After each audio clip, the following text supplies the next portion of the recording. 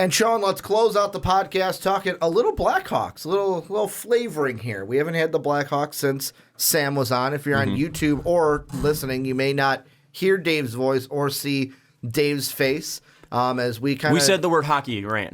yeah, it's like hockey and it scutters like a squirrel. It's kind of like a vampire since this is Halloween time. Hockey to Dave is garlic to a vampire. Or sunlight. He just sees it or and sunlight. Just scatters away. Yeah. But we have to talk about the Blackhawks because there's a little bit of drama going on with the Blackhawks. I'm calling it drama. I don't know if other people are. But Brent Seabrook, obviously not happy, was scratched from 2 games straight.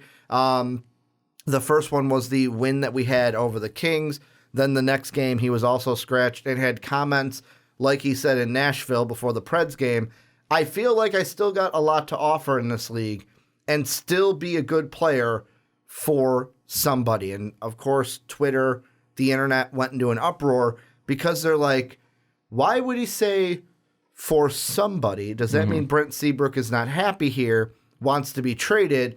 We're going to dive all into this, but I think I'll ask what the topic of our podcast is. The segment is, should the Blackhawks look to trade Brent Seabrook, Sean? I mean, they should have been looking, since last year. Brent Seabrook has not been Brent Seabrook for a while now, and you look at the contract that he has, he's going to be locked up until he's 38. He's currently 34. He looks like he's already 38 on the ice. They should have been looking already. It's really just finding the right trade partner because of his contract. It's not really, should we keep him because of what Brent Seabrook has offered? This team still has a playoff window from what we should expect. And Brent Seabrook has been a negative on the ice for the past 2 seasons. The reason why he's still a Blackhawk, though, I believe, is because of his contract. He currently does have a no-movement clause, but I think they'll be able to waive that if they are able to present him with a trade that he would accept. They can't just trade him. He'd have to accept a trade. Because he's got to say, okay, I waive my no-move clause. Yeah, but with that, he's going to make $7.5 million this year, $5 million next year, $6 million the year after that, $5 million in 2022, 2023 when he's 37, and then in 2023, 2024, he'll make $4.5 million. That is extremely expensive for a guy that is absolutely fallen off, who is completely just stuck in the mud on the ice. It is brutal watching him skate, and it sucks because he was such a key piece for these 3 cup runs for the Chicago Blackhawks, and it just doesn't seem like he's there physically anymore. And the comments that he did make, obviously, he did clear them up and said that, he talked to Colliton on the ice that Friday, and he wasn't too interested in talking anything else, but he looked to set the record straight. But he said, I don't think it's been bad. I've been on for some goals, some tough goals here and there. Obviously, I would like to be producing more, and it sucks when you're on for goals. Try and make that a bigger part of my game and take a lot of pride in not being out there, being scored against, things like that, whether it's penalty kill or 5-by-5 to assess my season. It's been a tough season all around. But yeah, he seems that, like, I just think that he's frustrated that he can't be to the level that he was, and that's the reason why he's getting paid that much for the Chicago team. And I think the somebody thing is just, you're not getting ice time, so hey, I just want to play. Yeah. And I want to be able to prove that I'm not this bad. And also when you're frustrated, you may even say something in a quote that you're like, wait, I fucking said that? Yeah, well, and he's also, I don't know about that, but he's been in trade rumors for about 2 years now. Yeah. So I think it's kind of getting to the point of maybe Chicago just isn't the spot for me anymore. And, maybe that makes him more willing to waive his no-move clause to go to a place that might benefit him a little bit more. I don't think another place is going to benefit him that much. It just might give him more ice time if he goes to a worser team. But even then, it's not like the Chicago Blackhawks are rich with defensive help. Brent Seabrook is still pretty much their 6th best defenseman. They did call up Adam Boquist pretty recently, young defenseman. I think he's 19 years old. But he's mostly an offensive defenseman.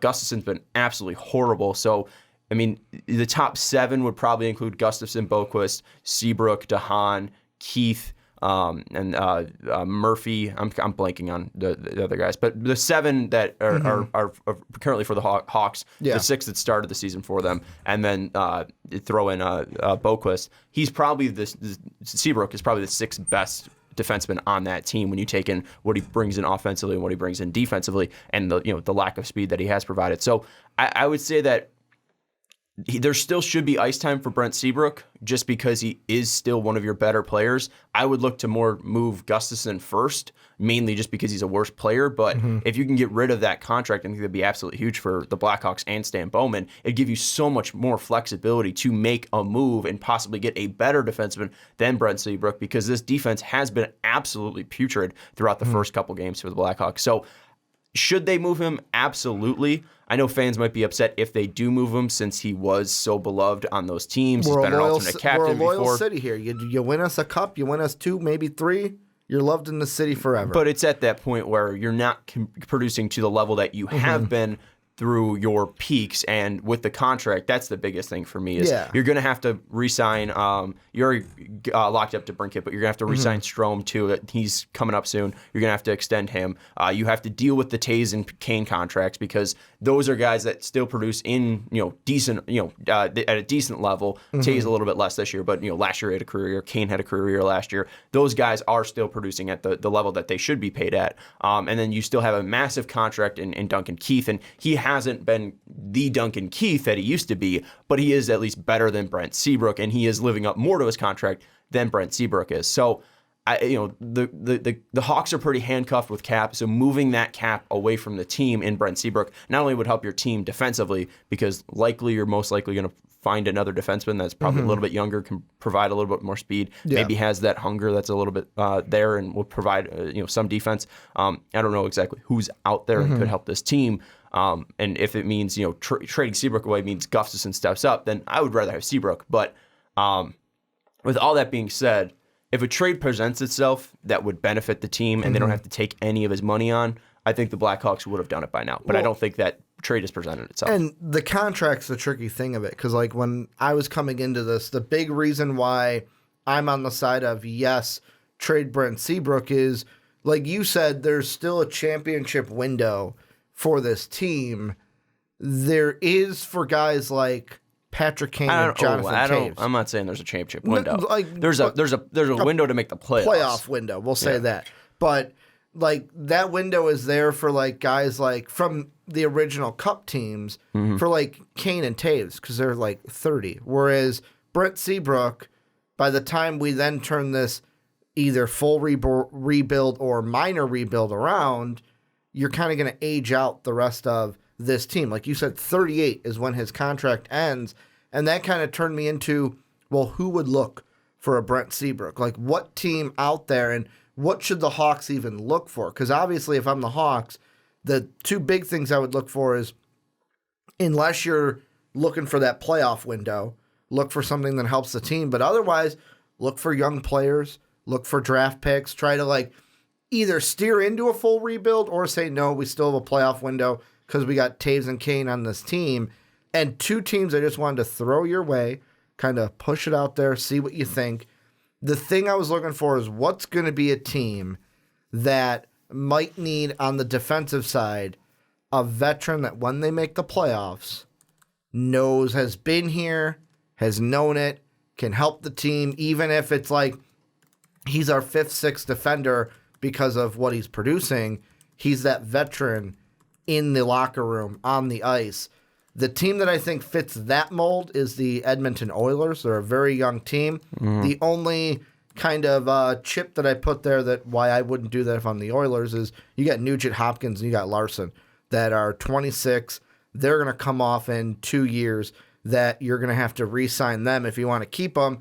And if you've got Seabrook on the books, that's going to make that possibly a little bit different.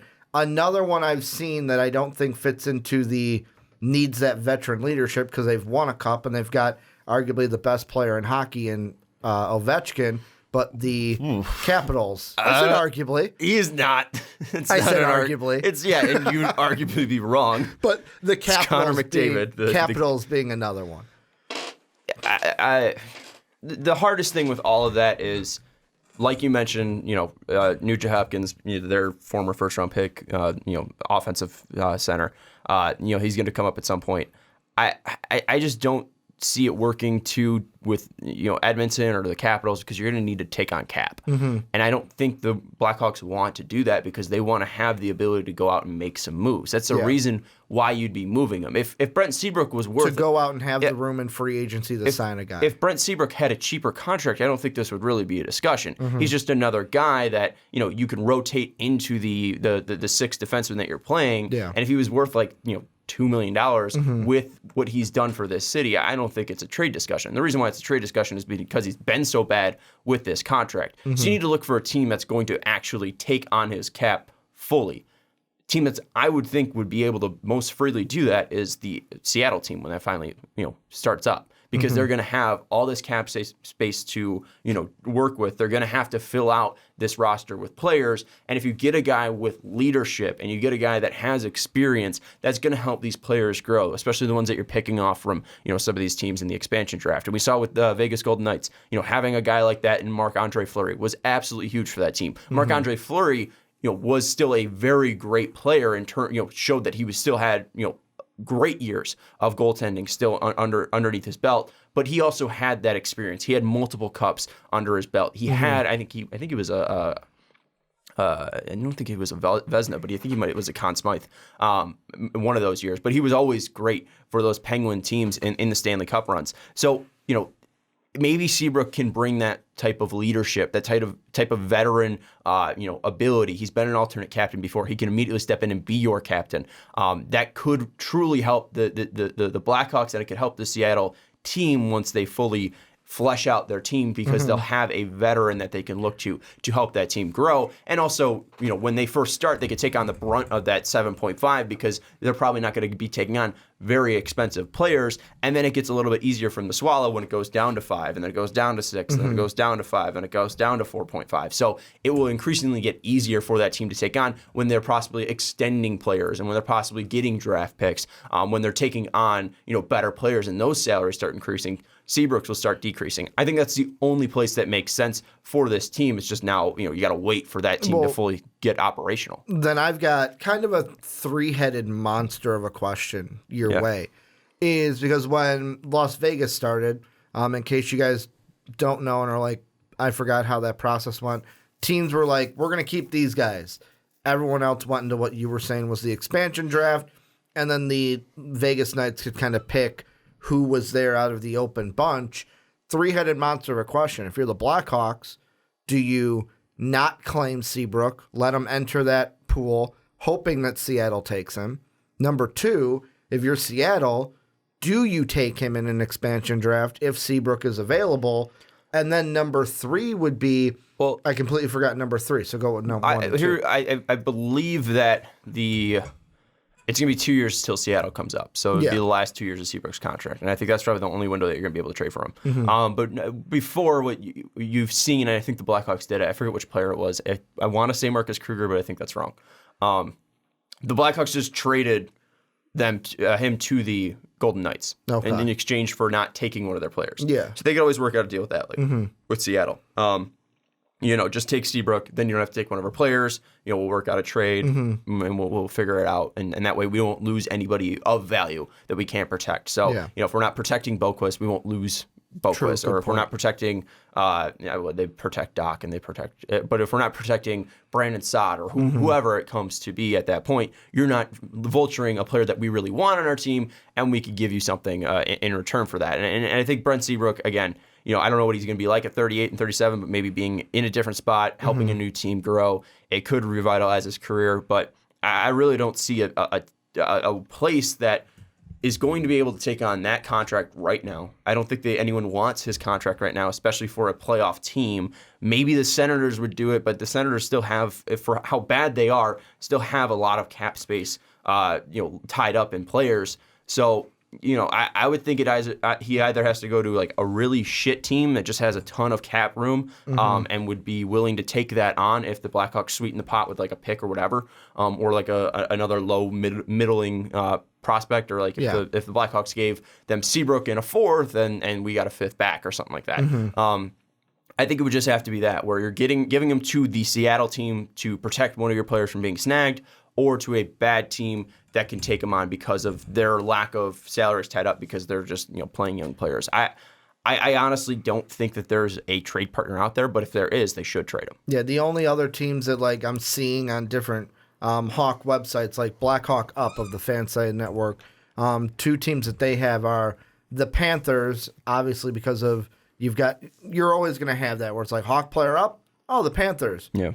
Coach Q wants them. But then the other one being the Canucks.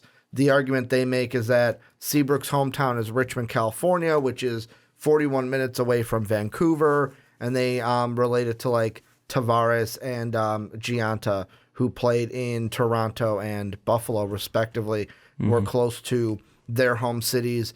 I'm with you, though. I don't know if this gets done because, in any sport we talk about, when the contract is too big, other teams are not going to want to be handcuffed to a big contract. It's like if the Oilers did it, great. He helped us in the playoffs.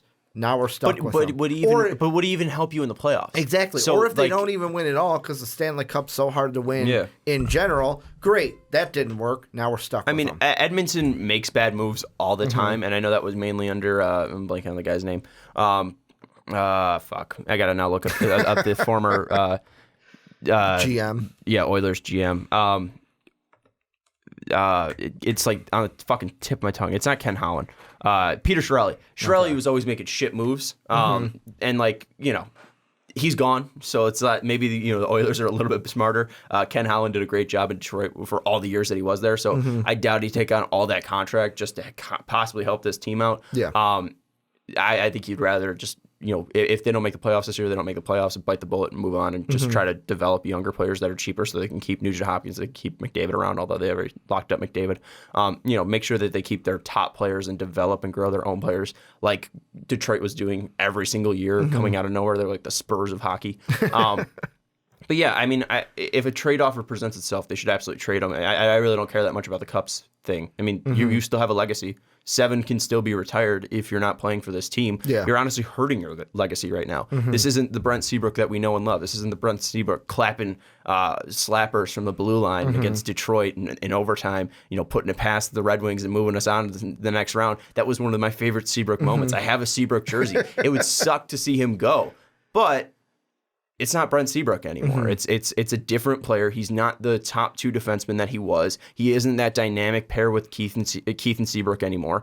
It's time to move on. And I think that was what the Blackhawks have had difficulties doing, is accepting and being like, all right, we need to move on. They're going to need to do it this year with Corey Crawford. Maybe Corey does them a favor and retires, but they're going to have to move on. Yeah. You look at what they have in net right now in Robin Lehner. He is probably the best goalie right now in the NHL, but it doesn't look like that because he's not getting any help. You look at that Predators game, he had 51 saves and a 95 save percentage, but they lost 3-0 because there's no fucking defense on this team. Yeah, and Brent Seabrook wasn't even on the ice on that, and you look at this and it's just like, this defensive core is garbage. It is so fucking bad and pathetic, and the forwards can't help at all. There's no checking at all, and it's immediately whenever they get the puck, they're always dumping it down. There's no aggressiveness and putting pressure on the other team's goalie and the other team's defense to even make sure that Lehner's getting a breath. And even when he's not having a breath, he's still stopping 51 fucking shots. It's amazing what he's doing. So it's time at the Blackhawks, if the opportunity presents himself, to move away from Brent Seabrook. And if it happens for, hey, moving on from Duncan Keith, I would be fine with it. I love Duncan Keith. Hey, he's phenomenal. He's even older than Brent Seabrook. But he's better. Yeah. So he's better, but yet again, age eventually catches up to people. That's not but Tom Brady. I think we've seen this before with defensemen. It's tough because some guys age gracefully who are bigger, and Seabrook kind of fits the mold of a Nick Lindstrom, size-wise, and a Chris Pronger. And Pronger didn't age too gracefully because of his concussions, but Nick Lindstrom was still amazing at 42. Yeah. But he could still skate at 42, where Seabrook's just, again, a much slower skater. Keith's a great skater, so I'm not really too worried about that. He's obviously not Duncan Keith anymore. He's not, a top 2 defenseman like he was at his peak, but he's still decent. He's still a top 4 defenseman for a team in the NHL. So the age doesn't matter to me that much. He's still producing. He's still, with how horrible this defense is, he's still at a 0 for plus minus, where Seabrook's, -5 at 11 games. Like the defensive core looks horrible with him. It looks horrible without him. This defensive core just sucks. So if you have the ability to move on from one of these players like Brent Seabrook, I'd be fine with it. And the last thing I was going to ask you kind of goes into that. With the defense not being so great right now for the Hawks, if you're moving forward, congratulations, Sean, you are now the head coach of the Chicago Blackhawks. Head coach or the GM? You're the head coach. I'm Jeremy Collinson. You are cool. making the calls Sick. of who gets scratched, who doesn't. I'm personally sitting here going, if you need to scratch Brent Seabrook more the rest of the year to help the other guy, like to give the other guys more ice time to gel together and grow together and develop, go ahead. But I'm going to ask you, moving forward, do you make the scratches more often for Brent Seabrook, or do you not scratch him 2 games in a row much this year? Yeah, I'm not scratching him, because if I'm scratching him, that means that Gustafsson's playing, which is I do not want to see. Let's see. Yeah, the defensive pairings at last practice was Keith and Boquist, which I absolutely love. DeHaan and Seabrook, which is a necessary part right there. DeHaan has shown that he's a great skater, an extremely smart defender. So I love putting him next to Seabrook. Maybe that could revitalize his career a little bit. I love having Boquist with Keith too, because that could provide a ton of offense. And Keith, I think right now is, I mean, it might be DeHaan, but I really think he's probably still their best defenseman, at least defensive wise.